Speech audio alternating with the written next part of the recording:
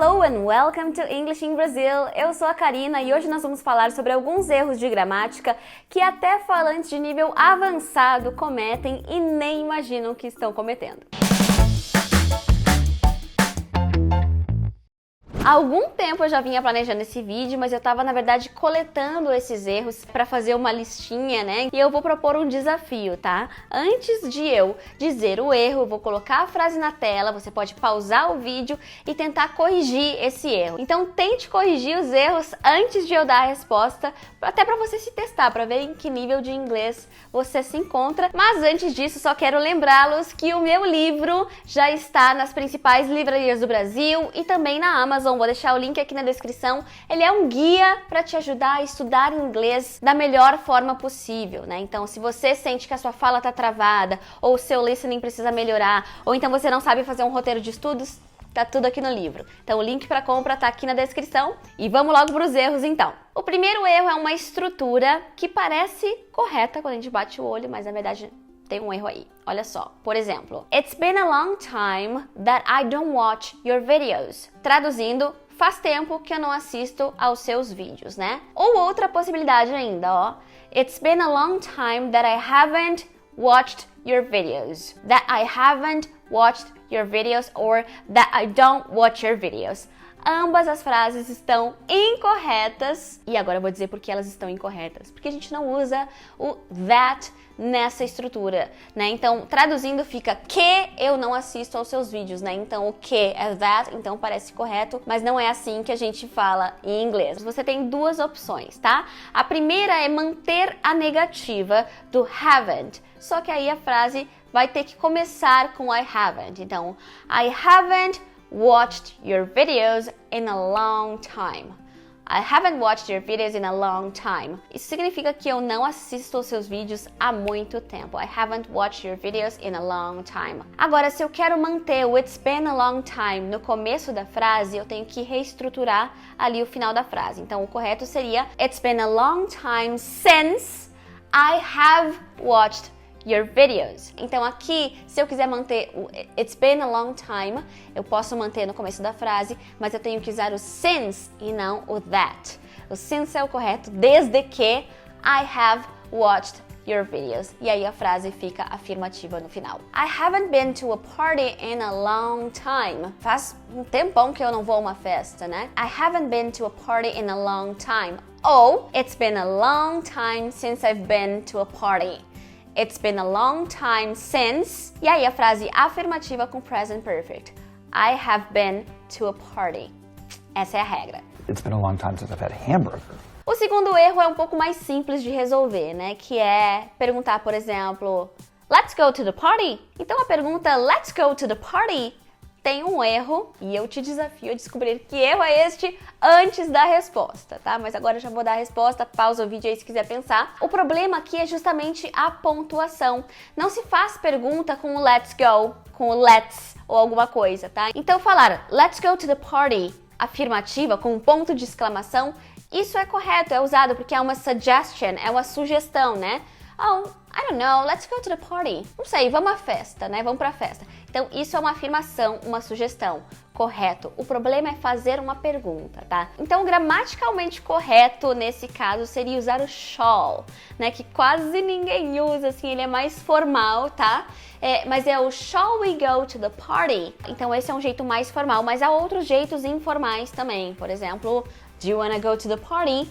Você quer ir à festa? Tô fazendo uma pergunta, mas eu não tô usando let's go. Ou então, what about going to the party? Que tal irmos à festa? Ou ainda, what about we go to the party? Né? What about we go to the party? Isso é correto também. Que tal irmos à festa? What about we go to the party? Ou ainda, how about? Também é uma sugestão. Que tal? How about going to the party? Que tal irmos à festa? Ou how about we go to the party? Mesma estrutura do what about. Ou ainda, would you like to go to the party? Você gostaria de ir à festa? Aí sim é uma pergunta, é um convite, né? Mas o let's go a gente usa somente em frases afirmativas, né? Para uma sugestão. Let's go to the party. Let's study English now. Let's learn some grammar. Afirmativa. I just have to study. Okay, so let's study together. O próximo erro eu devo admitir que cometi por muito tempo e o pior em sala de aula, então talvez outros teachers estejam cometendo esse erro, mas errar é humano, tá, gente? A gente tá aqui pra corrigir. Não é um crime errar, mas quando a gente descobre, a gente tenta consertar, né? Então, é em frases do tipo Open your books on page 30. Open your books on page 30. Qual o problema desta frase? É justamente a preposição, é o on. A gente não pode falar open e on. Por quê? Porque open é um verbo de ação, assim como o go. Então, que preposição o go pede? É o to. Então, go to page 12, por exemplo. Então, é a mesma coisa o open. Então, o correto seria open your books to page 30. Então, open your books to page 30. To page 30. No inglês britânico, eles usam o at, tá? Open your books at page 30, mas o on, nesse contexto, não pode ser usado em nenhuma variante do inglês, tá? É errado gramaticalmente, tá? Então, quando que eu posso usar o on? Quando não tem um verbo de ação. Então, por exemplo, it's on page 30. Está na página 30, but it's on page 30. Mas, go to page 30 ou open your books to page 30. Open your books to page 30. Então, é um erro que eu mesma cometi. And open your books, page 49. Próximo erro é uma questão de estrutura, de tradução do português para o inglês, que é perguntar coisas do tipo Are you with your passport? Are you with your passport? Você está com o seu passaporte? E ela soa correta, né? Are you with your passport, né? Mas na verdade essa frase não tá certa, tem um erro aí, porque ela é simplesmente uma tradução do português para o inglês. Essa frase não funciona em inglês, tá? Então o correto seria Do you have your passport? Você tem o seu passaporte aqui? Do you have your passport here? Ou ainda, did you bring your passport? Você trouxe o seu passaporte? Did you bring your passport? Mas não, are you with your passport? Então, do you have your book? Você tá com o seu livro? Do you have your book here? Né? Então, do you have e não are you with. Isso não funciona no inglês, não. Did you bring your passport with you? E o próximo erro me veio à cabeça agora, tá? Não tá aqui na minha listinha, no meu roteirinho de erros, mas eu fiquei feliz que eu lembrei dele agora pra falar, então vamos falar porque ele é um erro de estrutura também, assim como are you with your passport, que é, por exemplo, it's beautiful this plant, né? É bonita essa planta. It's beautiful this plant. Então parece que funciona bem em inglês, né? Não funciona bem no inglês não, porque no inglês essa inversão, essa sentença invertida não é aceita, então seria This plant is beautiful. This plant is beautiful. Então a sintaxe do português permite tanto esta planta é bonita quanto é bonita esta planta, mas a sintaxe do inglês não permite isso. Então, this plant is beautiful e não it's beautiful this plant. E eu lembrei disso agora, sabe por quê? Porque eu falei isso uma vez, não de plant, não me lembro o que eu tava falando em aula, mas na minha faculdade de letras. Há mais de 10 anos. Então, quando a gente é corrigido, a gente nunca mais esquece, né? Eu acho incrível isso. Então, por isso que eu gosto que me corrijam até. Com carinho, né? Porque ninguém é obrigado a saber tudo. Mas a minha professora falou, a tua frase tá soando muito como português. Eu acho que eu falei, it's interesting, this article. Algo assim, sabe? Então, o mais natural seria, this article is interesting. Esse artigo é interessante. Então, um erro bônus aí que eu nem tinha incluído no meu roteiro, que eu lembrei agora. O próximo erro de nível avançado é fazer perguntas do tipo Do you know what time is it? Você sabe que horas são? Do you know what time is it? Ou então, could you tell me where's the bathroom? Você poderia me dizer onde fica o banheiro? Então, qual o problema nessas frases? Eu até já falei disso em um vídeo antigo aqui no canal. O problema é que em embedded questions, sentenças encaixadas, né, perguntas encaixadas, né, você não pode ter dupla pergunta, duas perguntas numa só. Então, do you know é uma pergunta e what time is it é outra pergunta. E elas não funcionam juntas. Então, como eu já tenho a pergunta do you know, né, eu já tenho o verbo auxiliar que está indicando que é uma pergunta antes do you, a continuação da frase precisa ser afirmativa. Então, o correto seria Do you know what time it is? What time it is? Né? Então, it is e não is it. Então tem que estar afirmativo. E a mesma coisa com could you tell me? Could you tell me? Isso já é uma pergunta, né? Se fosse afirmativa seria you could tell me. Então a pergunta é could you tell me? E aí a continuação tem que ser afirmativa. Where the bathroom is. Where the bathroom is. Então, could you tell me where the bathroom is? Ou could you tell me what time it is? Então essas são as frases gramaticalmente corretas.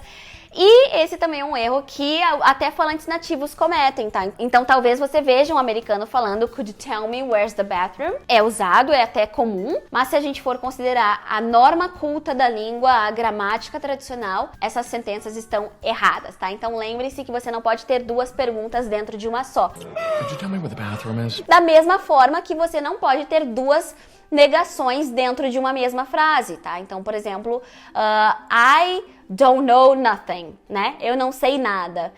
No português eu não sei nada. Você tem duas negações no português, mas no inglês não. Você tem que escolher. Você pode dizer ou I know nothing, eu sei nada, ou I don't know anything. I don't know anything. Então, I don't know nothing também, considerando a norma culta, é errado. Também é usado por alguns falantes nativos, por falantes nativos da língua, tá? Mas é gramaticalmente incorreto e pode ser considerado estigmatizado, tá?